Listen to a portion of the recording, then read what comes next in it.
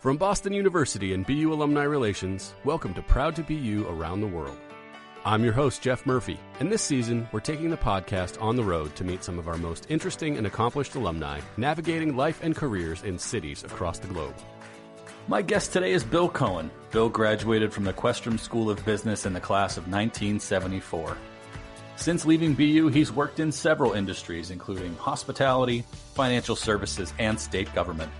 Bill went on to launch what he calls his Encore career as a caregiving support consultant, and he now provides Alzheimer's support and care advice to families nationwide. In this episode of the podcast, Bill and I talked about how he built such a multifaceted career and the personal journey that inspired him to pursue the work he's doing today. Bill Cohen, thank you so much for joining us on the Proud to BU podcast. Thanks, Jeff. I'm really excited. I've been looking forward to this. I'm speaking to you. You're in Portland, Oregon today, right? Yes, a southwest suburb called Tualatin. Are you originally from the Northwest, or where'd you grow up? I am originally from the Hartford, Connecticut area. Oh, okay. Interesting. I still say I am a New Englander because I was raised in the Hartford area, went to school in Boston, and mostly vacationed in Vermont. Okay. Well, tell us a little bit about the work that you're doing now. You have a really interesting career story that I want to drill down on, but shortly tell us what your job is right now. I was my late mother's caregiver. She had Alzheimer's. I was on a 10-year journey with her. She passed away 7 years ago at the age of 83. And skipping a few aspects of this, but I am an advisor or guide to family caregivers so they can help take care of their person, their loved one living with dementia, with advice, guidance, support, resources, and referrals, and helps reduce their stress and their time, etc. Well, I'm so sorry to hear about your story with your mom and that you've lost her. And but I am so excited to have you on the podcast because I know so many alumni and people who are listening to this are probably going through something similar. So I'm really glad to talk to you about that. But first, let's rewind the clock. How did you find yourself at BU? I mean, you started out in what was then the College of Business Administration. How did you come to BU? How did you land on Boston? So I was looking at a few schools like most people do. I was going to go into a business program. Originally, I was heading towards my father's property casualty insurance business, and the determining factor between the schools was the energy and the excitement on campus. It just felt right, as opposed to some other colleges, and I've never had any regrets about that decision, and the education was, of course, appropriate as well. Except I got deterred or detoured into another area, the hospitality management field. Well, let's keep talking about BU. Tell me more. I'm so glad to hear that you had that great experience. Tell me some of the things about, like, where did you live on campus and where were you hanging out outside of class? Sounds like some of the questions I like to ask other alumni in our event. That's why I'm asking you, because everybody has such a unified experience to draw on, you know. Exactly. So my first 2 years were at West Campus, on the 13th floor overlooking Nickerson Field towards Charles River. And then I was 1 year on Bay State Road, which became, it was called Boyd Hall at the time. It became, I believe, the trustee dorm or trustee scholars dorm. And then I was about the last year and a half in Boston. I lived on Beacon Hill, right up the street from Mass General, because I was working at the Sonesta Hotel across the river. Oh, so even while you were here still studying business, you've sort of dabbled in hospitality. Correct. Okay, interesting. Now, tell me more about the academic side. Were there classes that you remember that really stood out to you, people that you professors or otherwise, people that when you look back you think had a real big impact on you while you were here on campus?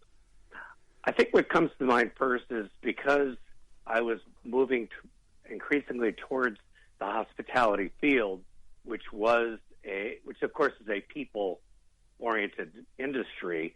I was taking organizational development, behavioral science classes the most, and I remember a couple of classes, including a seminar with Professor George Labovitz, and that just resonated with me, and it seemed the most applicable to the hospitality industry. And I remember one seminar we did in particular where we did a study at one of the nearby community. Well, I think it was Lincoln Sudbury, if I'm not mistaken, and did a study of their organization and communication, all that stuff. And that was a very memorable experience. And he was a great professor. I think he passed away not that long ago. Oh, wow. Well, I know, it's great to hear you tell us more about how you've, in all the years later, when you look back at BU, that you don't have any regrets. I know that you actually are a member of our Claflin Society, and that means that you actually have Boston University in your will. First of all, thank you. I'm hoping you can just tell us a little bit more about what inspired you to do that. Well, I think like most alumni, it's a combination of the academics, it's the life on campus, it's having a Boston as your extended campus. I was involved with the ski club. In fact, I helped start one back then in the 70s. Can you believe it that there wasn't one beforehand? And all those experiences, it changed my life. If I had gone to school, let's say, in Connecticut, I don't think I ever would have left Connecticut. But by having that diversity and exposure to so many different influences at BU and Boston itself, it changed my life. It made me move around the country a bit and continue to enjoy new experiences. So it broadened my horizons. I think that's one of the main things. And we know that over the years, BU has been traditionally one of the most diverse and internationally represented universities.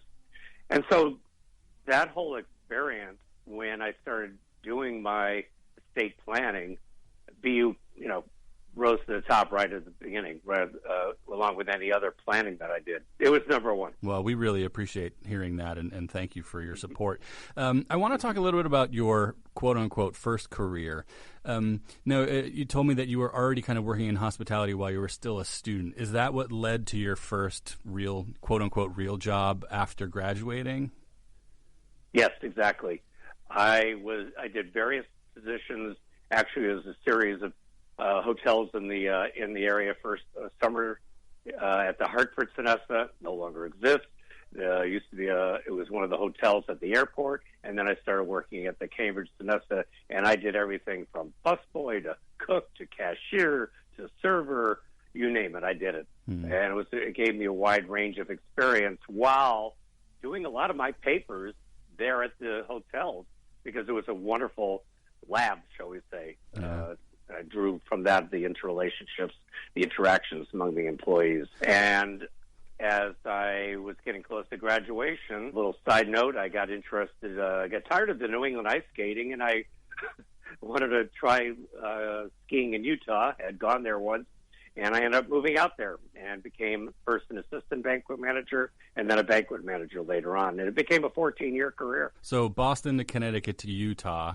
And I know if, I've obviously spent some time checking out your LinkedIn profile.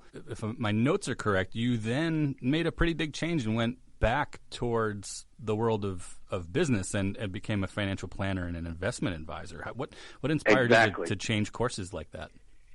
Well, I guess I was getting a little burned out in the long hours and other factors about the hospitality industry. It could be rewarding, but it could be hard work. Sure. And I thought I'd look back at financial services, my original goal.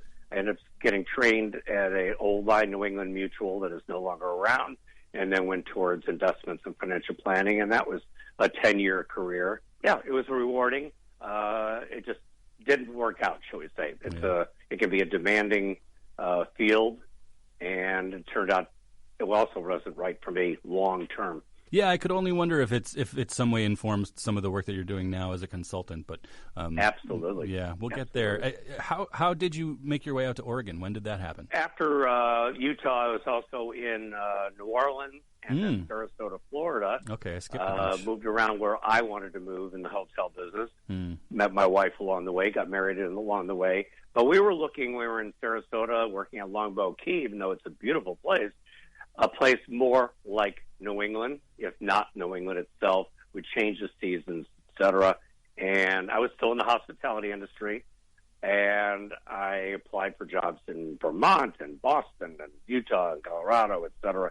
But we eventually moved out to Oregon sight unseen because we had heard so many wonderful things about it. And it actually exceeded our expectations. There's a lot of similarities between Portland and New England, and I felt right at home immediately. I should add that I did almost get hired back at the Cambridge Sonesta at that time. Unfortunately, I didn't get the position, but it would have been interesting to be back in Boston as in a working environment rather than academic. So in Oregon, you had what looks to me to be the bulk of your career within one organization, seemingly from the outside, maybe not so much related to what you studied or even what you'd been doing in hospitality. Tell us about that job. So everybody's favorite agency, DMV, except for maybe your IRS. Towards the last 10, 12 years, I was, I guess how we put it, the boring version of as a regulatory compliance inspector, third-party inspector. To be a little more interesting, if you know what a CDL is, a commercial driver license, Yep. I was able to travel all over Oregon. It's a pretty big state, and make sure that the people given the test to drive those big trucks and those buses, make sure they were doing their job right. And the best part of it was I was building relationships. I was helping people do their job better. I was helping make our roads and our communities safer. And I got to see parts of the state that I never would have seen otherwise. And I had a sense of autonomy while I was doing it, because while I was out there, I didn't have anybody looking over my shoulder. I was able to do my job, do it well, but do it the way I felt it should be done, as long as it was within the parameters of my job description. I had no problem with that. Yeah. But it also became a spark later for, I think I'd like to be an entrepreneur again. So you and I have talked before today, and one of the things I appreciate about your story is that it just sounds like BU, even though you've lived all over the country, you've had these seemingly disparate career pieces, but it seems like BU has been a constant in your life. You've lived in Oregon for a long, long time. Portland is something like I think it's our number 23 alumni city. We think we have roughly 2,000 alumni living in the greater Portland area. And over the years, you have actually hosted for us dozens of networking events in Portland. What inspired you to want to do that, and why did you want to get involved in helping BU alumni connect with each other in Oregon? Well, at first I had a little bit of an ulterior motive, being that I was new to the financial services industry. Sure. And I don't know if you know the term natural market. I didn't know anybody.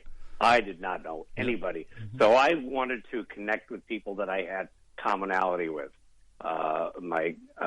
The university and a lot of other alumni, my cultural background, things like that, and that's where I had to work. But I immediately started finding out that, and it was a lot smaller alumni at the time. Yeah. I think it's grown by about 4 times. Yeah. From the figure, based on the figure you mentioned, many wonderful alumni in the area, prominent government, nonprofit, and private sector leaders and citizens, anywhere from the Museum of Science to the House Majority Leader in our legislature, people like that, just all over, and made some wonderful relationships over the years who are friends to this day. And that's been remarkable over 30 years. I just enjoyed it.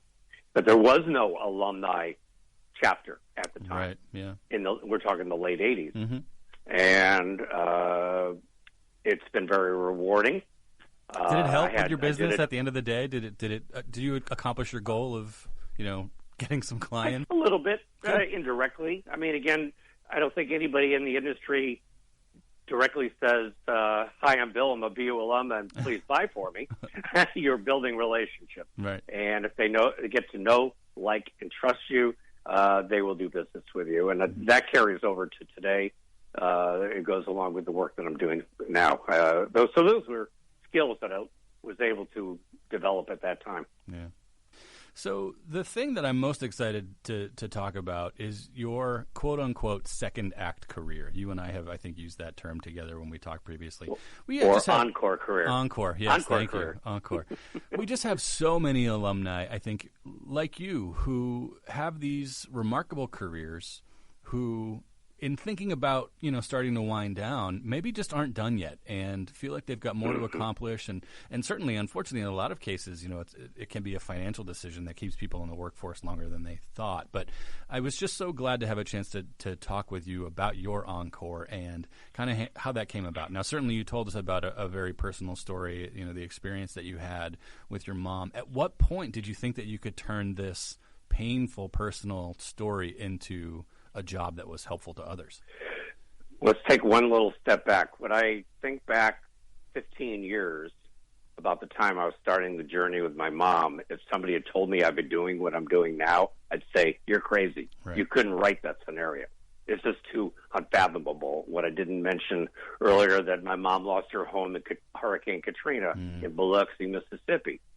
And, of course, she went really downhill after that, the trauma, et cetera. Yeah. So that whole event changed my life because I was working full-time and I was a caregiver. After she passed away, most people don't want to have anything to do with it. I've done my caregiving. I'm finished. Yeah. I'm done. Yeah. But I had been attending a support group. I became the facilitator. I started doing fundraising and awareness. Many alumni have probably participated in the Walk to End Alzheimer's, whether they've been affected directly or indirectly by the disease. I got involved with other fundraising, with advocacy. I go to the Capitol and talk to our legislature, et cetera.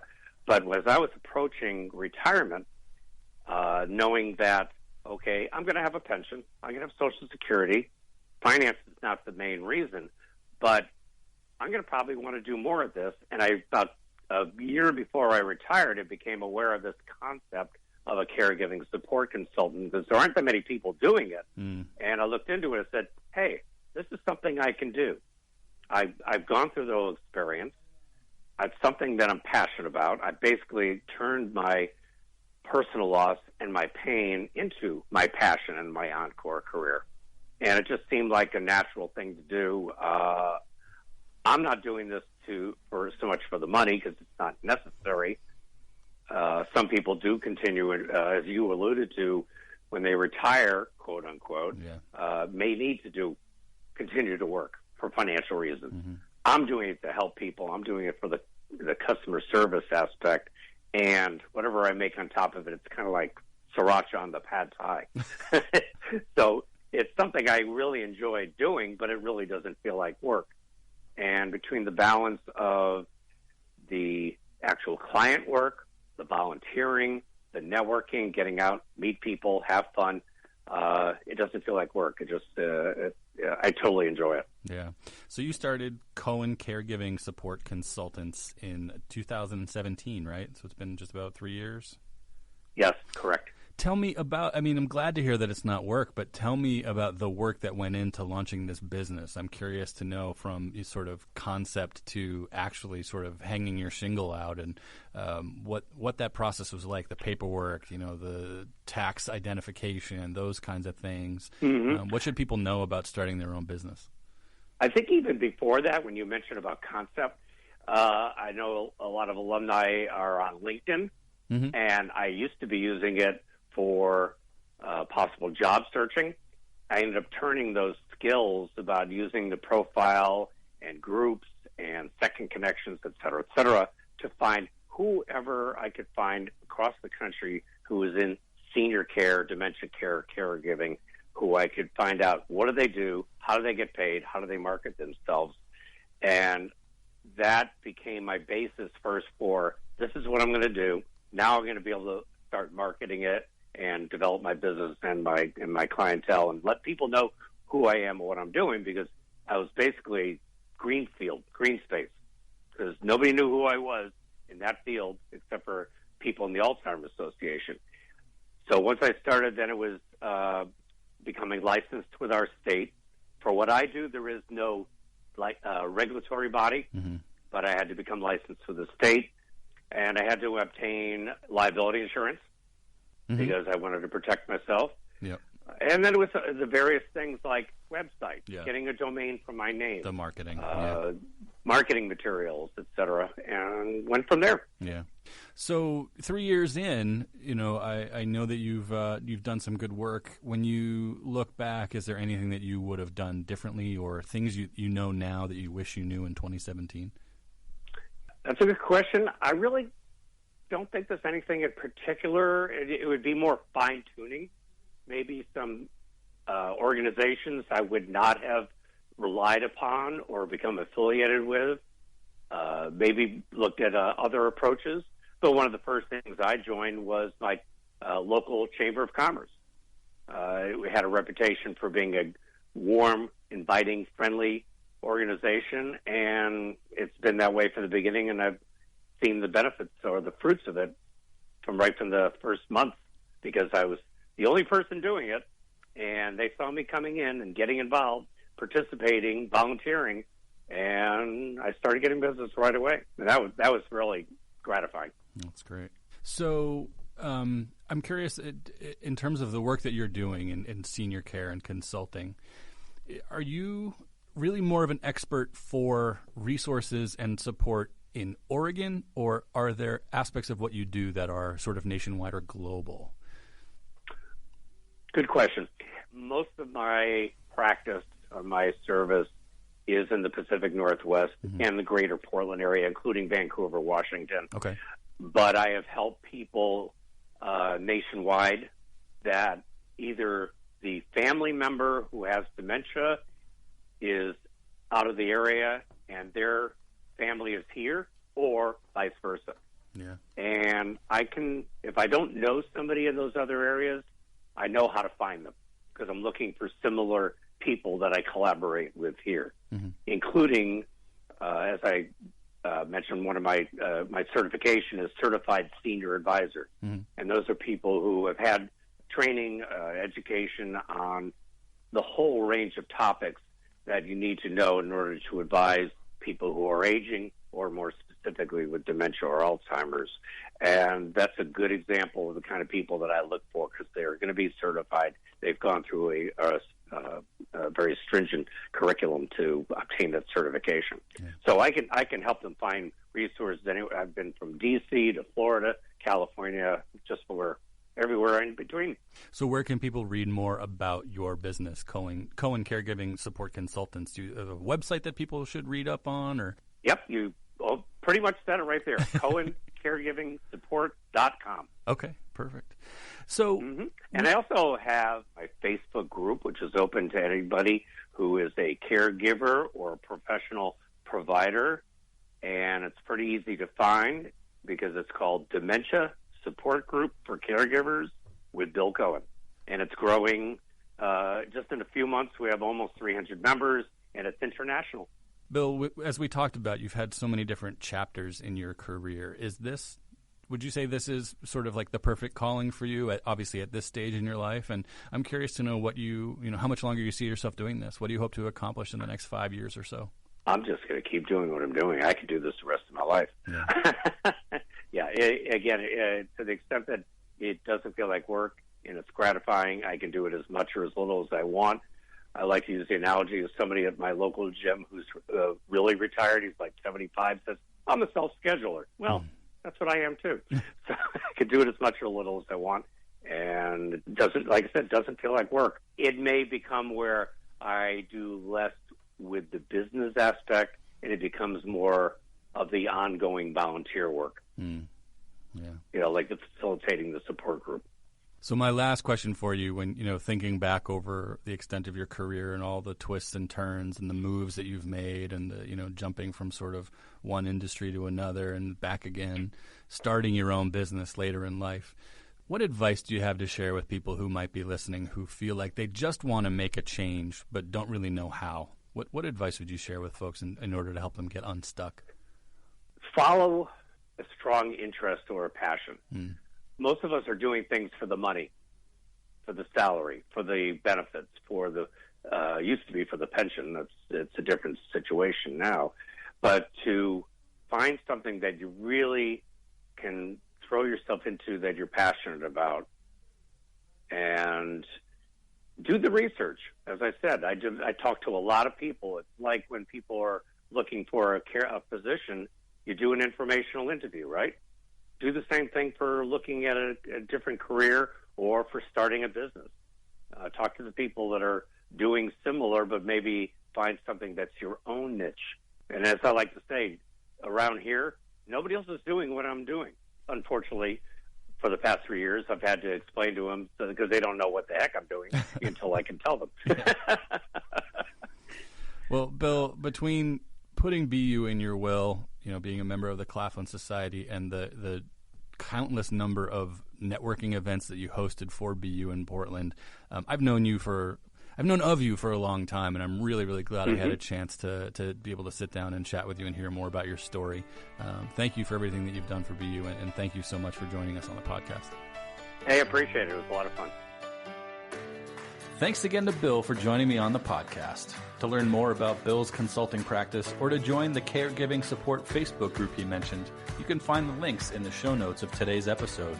And I'd like to take one more moment to thank Bill and all of our Claflin Society members who've made the generous decision to include BU in their estate plans. If you'd like to learn more about the Claflin Society, visit bulegacy.org. On behalf of everyone on the BU Alumni Relations team, thanks so much for listening to Proud to Be You. If you enjoyed this episode, please be sure to subscribe, rate, and review our podcast wherever you find your episodes. I'm Jeff Murphy, and no matter where your path takes you, be proud to be you. The Proud to Be You podcast is produced by Boston University Alumni Relations. Our theme is from Jump and APM Music. To learn more about Proud to Be You, visit bu.edu/alumni/podcast.